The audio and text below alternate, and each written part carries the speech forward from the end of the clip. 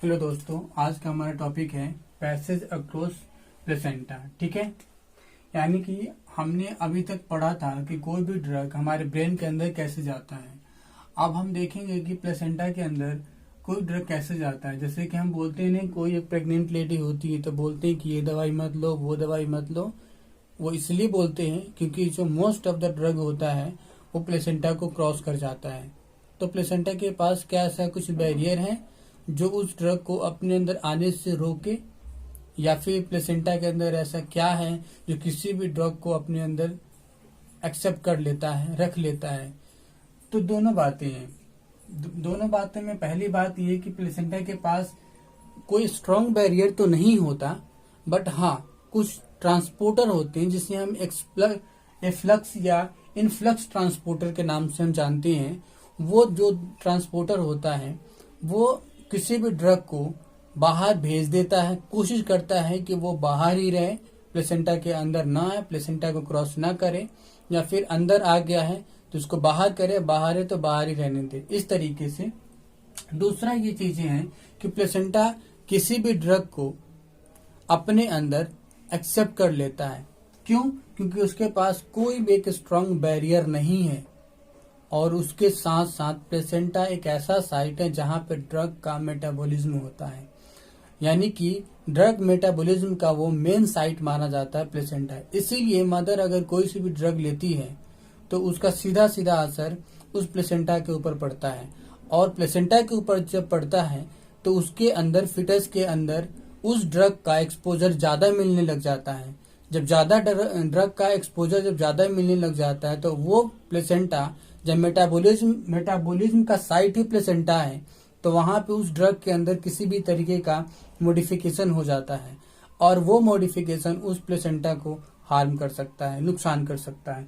तो वही आज हम देखने की कोशिश करेंगे। जैसे कि हमने पहली लाइन में लिखा है, प्लेसेंटा मेम्ब्रेन्स आर लिपोइडल। ठीक है, देखिए लिपोइडल का मतलब क्या है। लिपोइडल का मतलब है हमारे पास दो तरह के ड्रग पाए जाते हैं नेचर के अकॉर्डिंग। किसके अंदर से हम जानते हैं कि हर ड्रग कि कोई लिपिड सोल्यूबल होता है और कोई वाटर सोल्यूबल होता है। तो इसी बेसिस पे ड्रग दो तरह के होते हैं।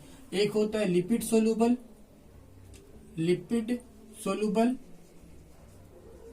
और एक होता है वाटर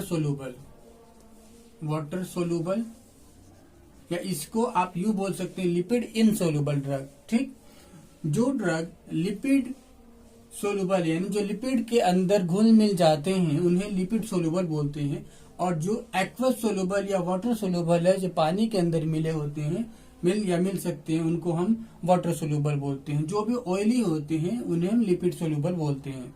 ठीक है, तो जो प्लेसेंटा मेम्ब्रेन है वो लिपोइडल है। लिपोइडल कहने का मतलब है कि इसके अंदर, प्लेसेंटा के अंदर केवल लिपिड सोल्यूबल ड्रग ही क्रॉस कर सकते हैं और लिपोइडल है, यानी कि ये लिपिड सोल्यूबल ड्रग को अलाउ करता है अपने अंदर आने के लिए, लेकिन ये रिस्ट्रिक्ट करता है हाइड्रोफोलिक ड्रग को। हाइड्रोफोलिक कहने का मतलब है जो वाटर सोल्यूबल ड्रग है उसको अपने अंदर आने नहीं देता, यानी कि ये लिपिड सोल्यूबल ड्रग ये अपने अंदर आने देगा और वाटर सोल्यूबल ड्रग को आने नहीं देगा। तो पहले जो इसका प्लेसेंटा का जो मेम्ब्रेन है यही एक बैरियर का काम करता है, यहीं पे डिस्क्रिमिनेट कर देता है। केवल लिपिड सोल्यूबल ड्रग है वही प्लेसेंटा के अंदर आए, और जो हाइड्रोफोलिक जो ड्रग है वो ना आए, यहीं पे बांटने की कोशिश करता है, लेकिन ये स्ट्रॉन्ग बैरियर नहीं है।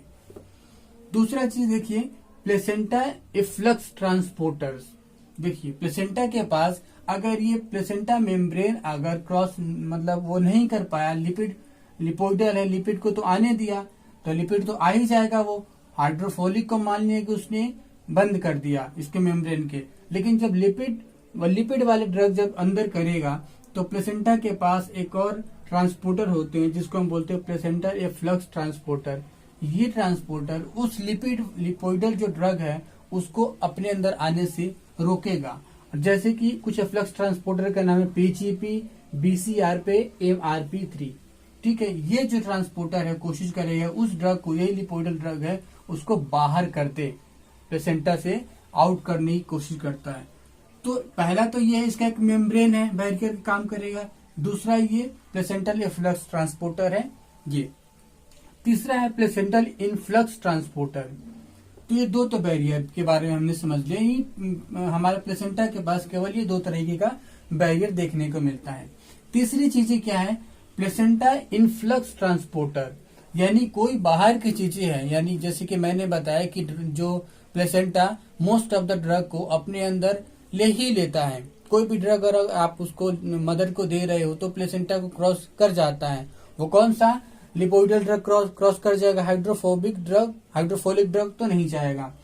तो जो लिपोइडल ड्रग जाएगा तो वो क्या करेगा, कैसे जाता है उसके बारे में देखते हैं। वो इनफ्लक्स ट्रांसपोर्टर के जरिए प्लेसेंटा के अंदर चला जाता है, और जब प्लेसेंटा के अंदर जाता है तो क्या करता है, placenta is the site of drug metabolism.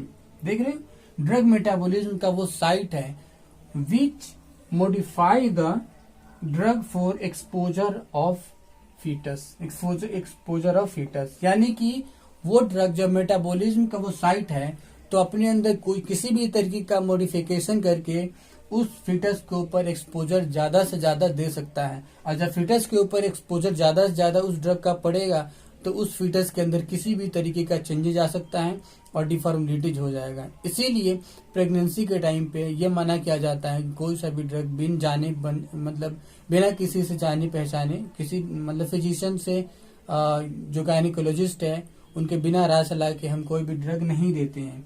क्यों, क्योंकि वो मेटाबॉलिज्म का मेन साइट है ड्रग का, और जो मेटाबॉलिज्म का मेन साइट होता है वहीं पे ड्रग में आगे हम पढ़ेंगे ड्रग का मेटाबॉलिज्म कैसे होता है। जो ड्रग का मेटाबॉलिज्म का जो मेन साइट होता है वहां पे ड्रग के अंदर चेंजेज आते हैं, रिसेप्टर्स बाइंड करते हैं और उसके अंदर मॉडिफाई होता है, और फाइनली ये हो जाता है कि उस प्लेसेंटा के अंदर कोई जेनेटिक डिफॉर्मिलिटीज आ जाता है, जीन लेवल पे या डीएनए लेवल पे, सेलुलर लेवल पे, कहीं पर भी चेंजेस आके उसके अंदर कोई न कोई जेनेटिक डिजीज डेवलप कर देता है।